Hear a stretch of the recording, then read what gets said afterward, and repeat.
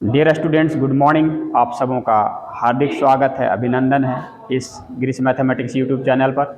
मैं गिरीश कुमार। अभी देखिए, ये ट्रिकोनमेट्री का बहुत ही इम्पोर्टेंट टॉपिक्स हम लेकर के आए हैं। ये है मेरा ट्रिकोनमेट्रिक इक्वेशंस, है ना दोस्तों। ये फुल्ली कॉम्पिटिटिव लेवल में इसका बहुत ज़्यादा यूजेज है और इसके बिना वहाँ काम नहीं चलने वाला, इसलिए इसका कंसेप्ट आप लोगे अच्छे से। ये जनरल इक्वेशंस है। तो ट्रिकोनमेट्री जैसे हम लोग पढ़े हैं कि क्वाड्रेटिक इक्वेशन, क्यूबिक इक्वेशन, ये सब पढ़े हैं ना, पॉलिनोमियल, तो उसी प्रकार से ये इक्वेशन इन्वॉल्विंग ट्रिकोनमेट्रिक फंक्शन। अब ऐसा इक्वेशन जिसमें ट्रिकोनमेट्रिक फंक्शन आपको दिखाई दे of a variable are called trigonometric equations, जिसमें ट्रिकोनमेट्रिक फंक्शन दिखाई दे। देखिए, जैसे साइन एक्स बराबर 0, साइन एक्स बराबर साइन एल्फा, इस टाइप का अगर इक्वेशन दिखाई दे तब हम कहेंगे कि इसका ये जो इक्वेशन है कैसा इक्वेशन है, ट्रिकोनमेट्रिक इक्वेशन है। मतलब ट्रिकोनमेट्रिक फंक्शन दिखाई देना चाहिए। अब है दूसरा चीज है कि अगर यहां से हम 0 से पाई के बीच का जो वैल्यू जानते हैं, जैसे साइन 60 डिग्री, 180 डिग्री, तो कहां तक, 360 से नीचे तक, फोर्थ क्वाड्रेंट तक का जो वैल्यू है 0 to 2 पाई तक का, so it is called principal solution. हमेशा 4 क्वाड्रेंट में एक ट्रिकोनमेट्रिक फंक्शन का कम से कम 2 वैल्यू मिलेगा, है ना। जैसे साइन 30 डिग्री 1/2 है तो 1/2 जो है 2 मान आता है ना। बस में आ रही है कि कैसे आएगा। जैसे साइन यहां पर हाफ लेते हैं, तो साइन 30 डिग्री का एक हाफ होता है। और आप यहां पर देखो कि जब ये पॉजिटिव है हाफ, तो साइन पॉजिटिव कहां कहां होता है, एक फर्स्ट क्वाड्रेंट में और सेकंड क्वाड्रेंट में। तो सेकंड क्वाड्रेंट में 180 माइनस थीटा होता है ना। तो साइन यहां पर देखना, 180 माइनस यहां पर कितना हम लेंगे इसका वैल्यू, 150 है ना, 150। तो यहां पर 180 माइनस थीटा, तो साइन थीटा, साइन 150 डिग्री। अब साइन 150 डिग्री का वैल्यू निकालो तो देखना हाफ ही आएगा ना, क्योंकि इसको हम तोड़ेंगे, साइन 90 इंटू 1 प्लस 60 कर सकते हैं। तो यहां पर ऑड है, साइन किस में चेंज हो जाएगा, कॉस में, तो कॉस 60 आ जाएगा।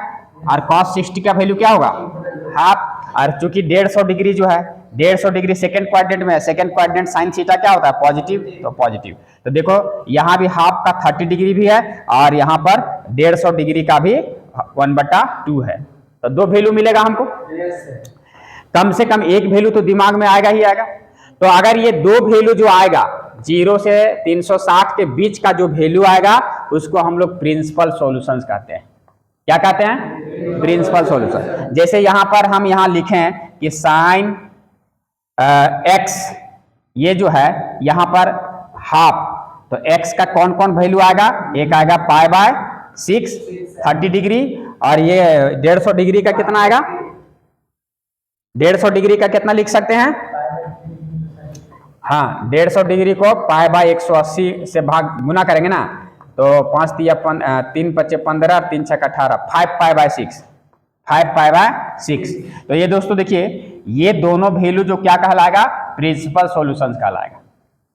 क्या कहलाएगा, प्रिंसिपल सॉल्यूशंस। बस में आ रही है, क्योंकि दोनों का वैल्यू जो है सो सेम है, हाफ है। तो ये दोनों वैल्यू इसमें, इसके बीच में जो वैल्यू रहेगा वो वैल्यू क्या कहलाएगा, प्रिंसिपल सॉल्यूशंस कहलाएगा।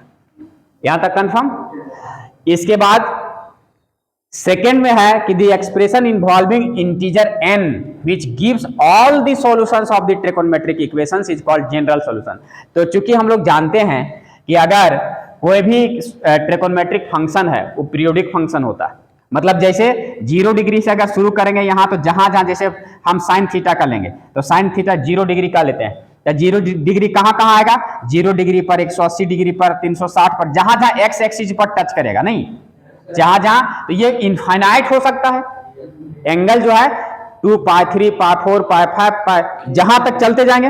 और अगर क्लॉकवाइज में लेंगे तो फिर यहां -π, -2 पाई, -3 पाई, बात में आ रही है?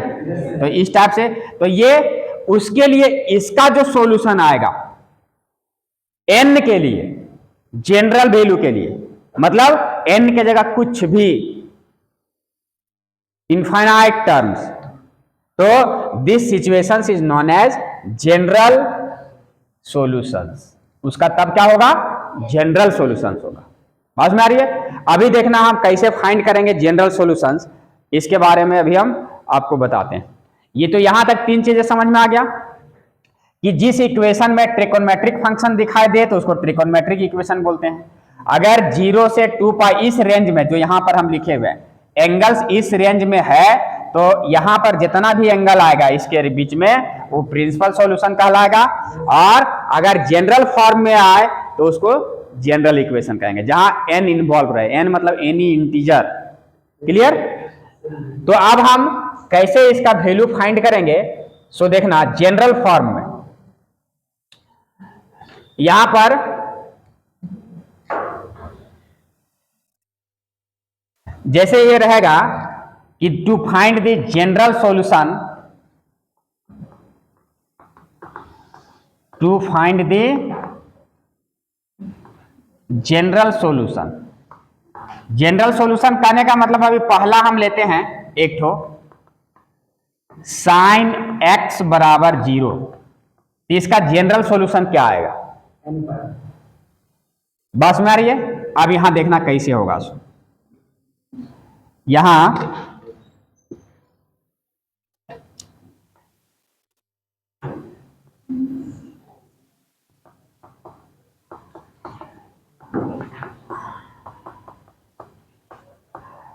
कोई भी पॉइंट यहां पर लेंगे, जनरल पॉइंट P जिसका कोऑर्डिनेट है x, और यहां पर लेते हैं m, इसका 1 है, ठीक है। और ये वैल्यू ले लेते हैं यहां से यहां कुछ भी, सपोज करिए ये x डिस्टेंस पर है और ये हाइट जो है सो y ले लेते हैं, कुछ भी यहां पर पॉइंट है। क्लियर? ये एंगल हम यहां मेजर करते हैं थीटा, सॉरी x। तो इस ट्रायंगल से आपको दिखाई देगा कि चूंकि साइन x बराबर इस ट्रायंगल में क्या होगा? PM बटा OP, PM बटा OP होगा ना? हाँ, सो दिस इंप्लाइज, अब यहां अगर हम देखें कि हम इस इक्वेशन में जाएं तो साइन x बराबर क्या दिया हुआ? इसी को ना सॉल्व करना है। तो साइन x बराबर 0 है, और यहां से इस ट्रायंगल से आया साइन x बराबर PM बटा OP, तो ये दोनों साइन x है, LHS बराबर है, इसका मतलब RHS बराबर होगा। तो यहां पर देखना, दिस इंप्लाइज PM बटा OP बराबर 0, ऐसा कर सकते हैं, इंप्लाइज एंड इंप्लाइड बाय, दोनों सिचुएशन है। अब यहां से ये क्रॉस मल्टीप्लाई हुआ, मतलब PM बराबर 0, OP तो डिनोमिनेटर 0 हो नहीं सकता है, या सिंपल सी भाषा में सीखो कि क्रॉस मल्टीप्लाई करो।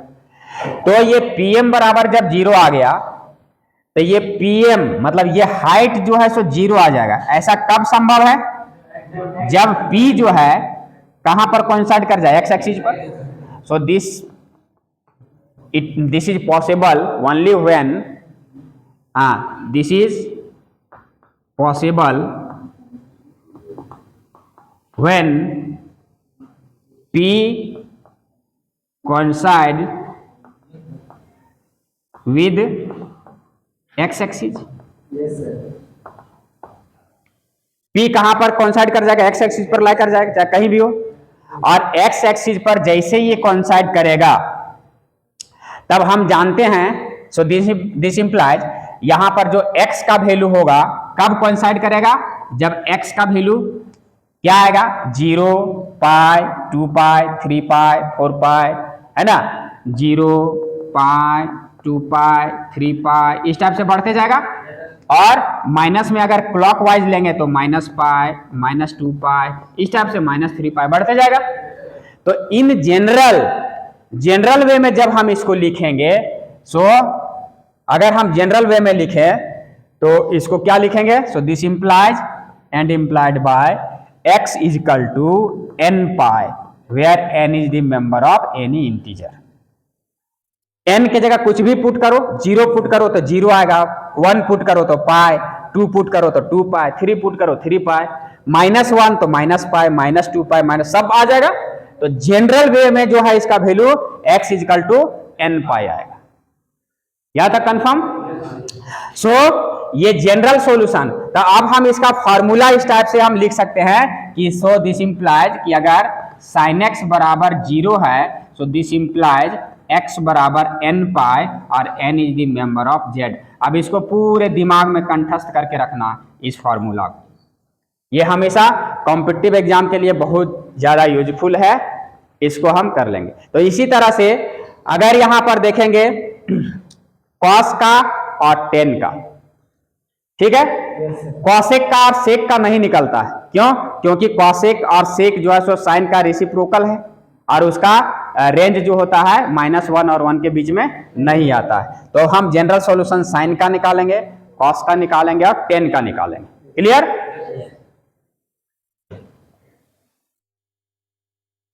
अब दोस्तों इसी ग्राफ में सिंपली हम 10x बराबर देख लेंगे, है ना। 10x बराबर 0 का वैल्यू हम देख लेंगे यहाँ।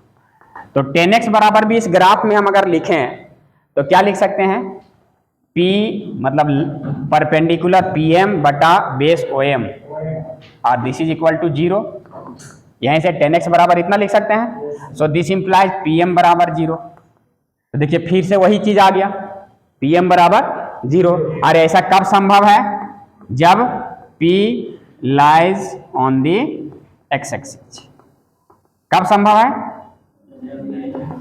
जब P जो है सो x एक्सिस पर लाई करे, और ये P x एक्सिस पर लाई कब करेगा? जब अभी हम पढ़ चुके हैं कि जब x बराबर वही चीज आएगा 0 पाई 2 पाई इस टाइप से, फिर -पाई -2 पाई इस टाइप से आते जाएगा।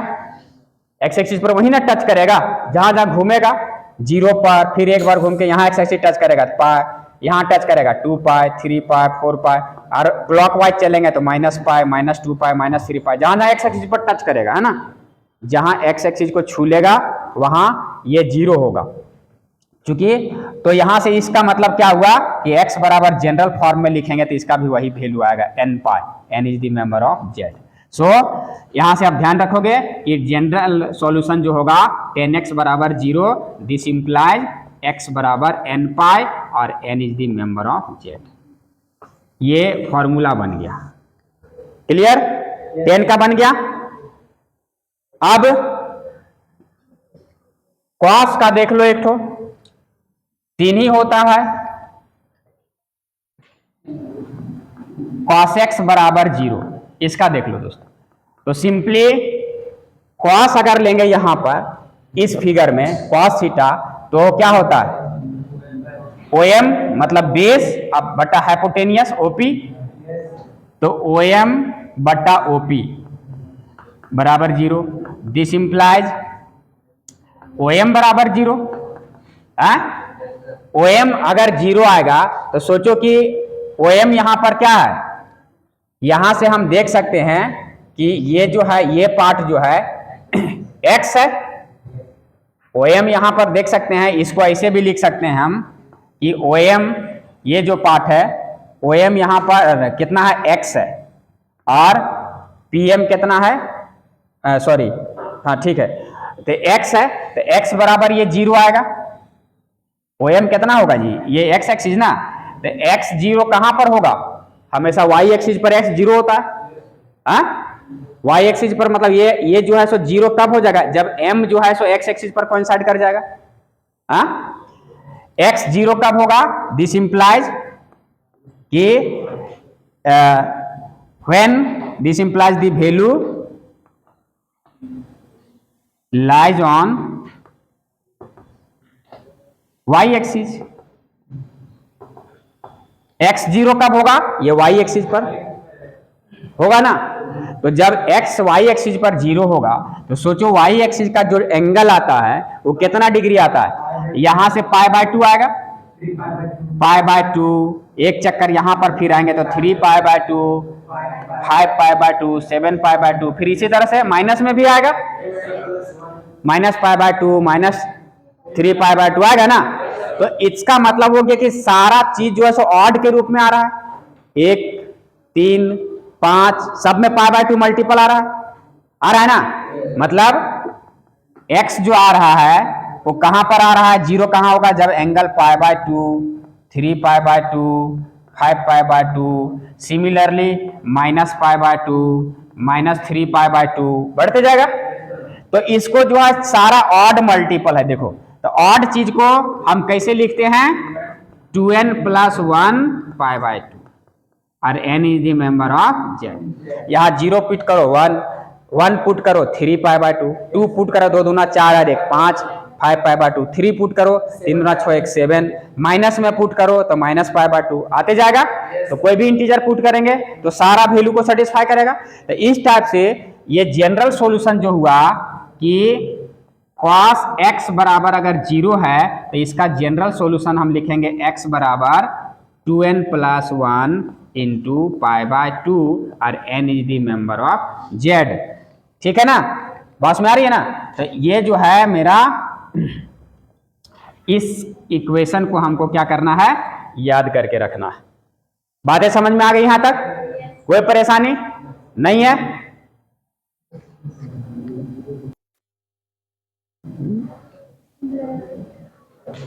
ओपन वाला है ये, देखिए अब जो है जनरल सॉल्यूशन, यहां ध्यान देना कि हमेशा तो अब sin x बराबर 0 cos x बराबर 0 ऐसा नहीं रहेगा, नहीं रहेगा ना। तो cos बराबर यहां पर कुछ एंगल रह सकता है, तो इस टाइप से cos x बराबर cos अल्फा इस रूप में रह सकता है, चेंज हो सकता है ना। तो अगर इस रूप में रहे तो इसका जनरल सॉल्यूशन x का कैसे निकालेंगे। जैसे कोई जरूरी है कि हमेशा ऐसा इक्वेशन दे कि cos x बराबर 0 वाला इक्वेशन दे, ऐसा दे देगा कि cos x बराबर मान लीजिए कि हाफ है, ऐसा इक्वेशन दे सकता है, तब x का जनरल सॉल्यूशन निकाल सकता है, पूछ सकता है ना। तो हम यहाँ पर cos अल्फा कांस्टेंट टर्म यहाँ पर, तो अब यहां से क्या करेंगे, इसका जनरल सॉल्यूशन कैसे निकालेंगे। सो देखना cos x इसको इधर ले आओ तो माइनस cos अल्फा, ये बराबर क्या आ गया 0 आ गया। अब यहां देखना इसको cos c minus cos d में तोड़ दो, क्या फॉर्मूला होता है cos c minus cos d का, -2 sin,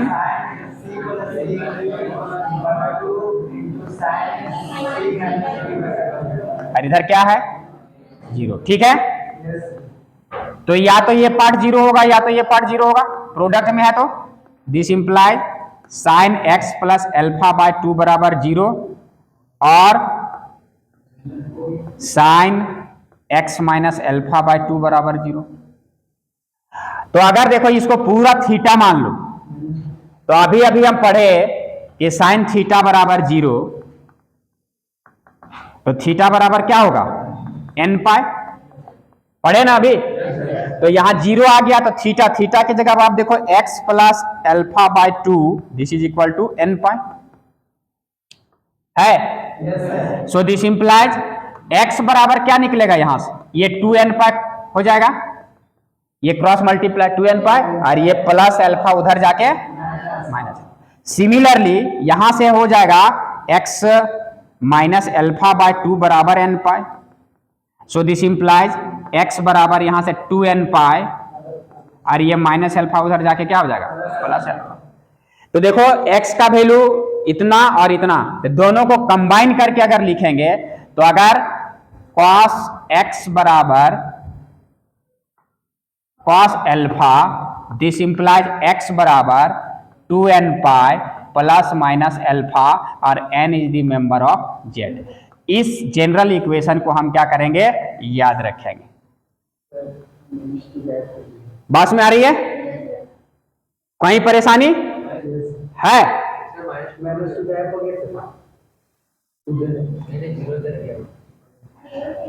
ये -2 जो है सो इधर डिवाइड होकर के ये 0 हो जाएगा, वो कांस्टेंट है, उसके दिक्कत नहीं, कभी 0 हो ही नहीं सकता ये, इसलिए या तो ये 0 होगा या तो ये पार्ट 0 होगा। इक्वेशन जैसे सॉल्व करते हैं वैसे, ये पार्ट 0 होगा तो ये आएगा, ये पार्ट 0 होगा तो ये आएगा। तो इस टाइप से ये वैल्यू मेरा जनरल इक्वेशन आ गया cos का, कंफर्म। तो सिमिलरली हम सेक अगर देगा तो जहां तक रेंज में आएगा, और सेक को कॉस में कन्वर्ट करके इसका जनरल सॉल्यूशन हम लोग निकालते हैं, कॉसेक को साइन में चेंज करके निकालते हैं, कॉट को टेन में चेंज करके निकालते हैं। तो अब जो है यहां से 3 फॉर्मूला तुम लोग और सीख लो। अब इसको घर में जाके प्रूव करना कि अगर साइन एक्स बराबर साइन एल्फा हो तो दिस इंप्लाइज एक्स बराबर एन पाई प्लस माइनस 1 का power n into alpha, n is the member of Z. एक ये फॉर्मूला है, और एक अगर 10x बराबर 10 एल्फा हो सो दिस इंप्लाइज x बराबर n पाई प्लस एल्फा और n is the member of Z. एक ये फॉर्मूला है। तो यहां से ये पहला, ये दूसरा और ये तीसरा, यही 3 फॉर्मूला बहुत दिमाग में अस्थिर से बैठा लेना है, और कोई भी जनरल सॉल्यूशंस जो है सो इससे मेरा फाइंड हो जाएगा।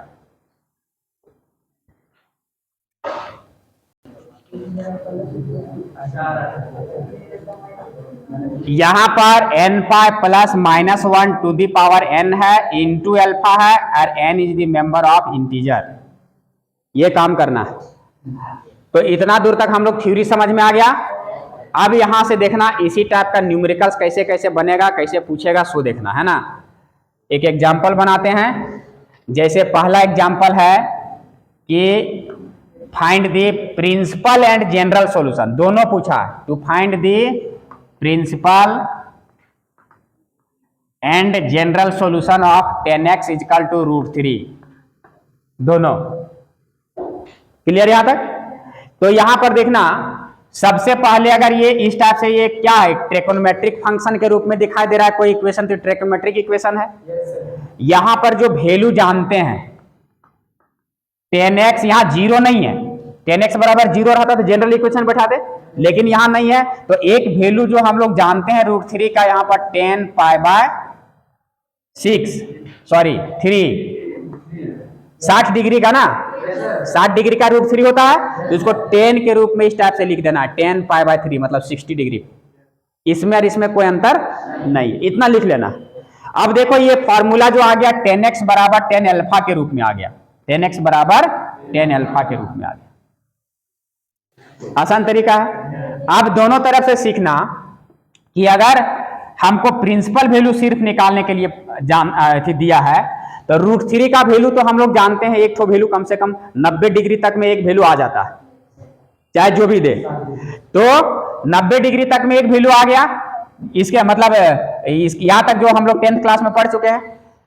तो यहां पर देखेंगे कि ये √3 जो है सो प्लस में है। अब tan थीटा प्लस कहां कहां होता है, तो फर्स्ट क्वाड्रेंट में होता है और थर्ड क्वाड्रेंट में होता है। यहां पर थीटा होता है तो यहां पाई प्लस थीटा होता है। ये फॉर्मूला बताएं, यहाँ पाई माइनस थीटा, यहाँ 2 पाई माइनस थीटा। तो अब ये थीटा हम एक तो जो वैल्यू यहां पर बैठाए √3 का पाई बाय 3, 60 डिग्री का एगो √3 आया, तो दूसर का वैल्यू यहां पर क्या आएगा, पाई प्लस पाई बाय 3, मतलब 3 और 1 4, 4 पाई बाय 3। तो हम क्या बोले हैं कि प्रिंसिपल वैल्यू जो भी बताया है निकालने के लिए, वो कहां से कहां तक लाई करता है, 0 से 2 पाई के बीच में। तो देखो ये उसी के बीच में आ रहा है, 2 वैल्यू, तो हमेशा प्रिंसिपल वैल्यू इसी के बीच में आएगा, 2 ठो वैल्यू आएगा। क्लियर। तो यहां से लिखो, लिख देना है सीधा सीधी कि देयरफॉर प्रिंसिपल वैल्यू, ये क्या क्या आएगा, 1 पाई बाय 3 आ गया, और एक कितना आ गया, 4 पाई बाय 3। ये आंसर हो गया पहला। And the general solution, general solution कितना आएगा, अभी पढ़े कि 10x बराबर 10 एल्फा, तो देखो यहाँ 10x बराबर 10 एल्फा के रूप में, और एल्फा की जगह क्या है, पाई बाय 3 है, तो इसका value x equal to n pi plus alpha. So this implies x equal to n pi और प्लस एल्फा की जगह क्या, पाई बाय 3, और n is the member of z। So this is the general solution. बात यहां तक समझ में आ रही है। तो इस रूप से अगर कोई भी ट्रिकोनोमेट्रिक इक्वेशन दिया रहे, हम इसको चेंज करेंगे, और जितना फॉर्मूला बैठाए हैं उसी में से दोनों प्रिंसिपल वैल्यू भी निकल जाएगा और जनरल वैल्यू भी निकल जाएगा। यही फॉर्मूला पर बैठा देना है और प्रिंसिपल और जनरल वैल्यू दोनों फाइंड कर लेना। ठीक है, इसमें कहीं डाउट नहीं है? तो अब इस सेशन में इतना ही। हमने अभी ट्रिकोनोमेट्रिक इक्वेशंस के बारे में पढ़ा। अब ये ट्रिकोनोमेट्री जो 11th क्लास में आपका अभी तक का सिलेबस में जो है हमने कवर करा पाया है। इसके बाद आप इसको अच्छे से बनाएं। कुछ न्यूमेरिकल्स हो तो उसमें कमेंट में दें, कोई परेशानी हो कमेंट में लिखें, और पढ़ें और आगे बढ़ें। वीडियो पसंद आए लाइक शेयर एंड सब्सक्राइब जरूर करें। फिर मिलते हैं नेक्स्ट वीडियो के साथ। तब तक के लिए अपना ख्याल रखें और समाज का ख्याल रखें। बहुत बहुत धन्यवाद। जय हिंद, जय भारत।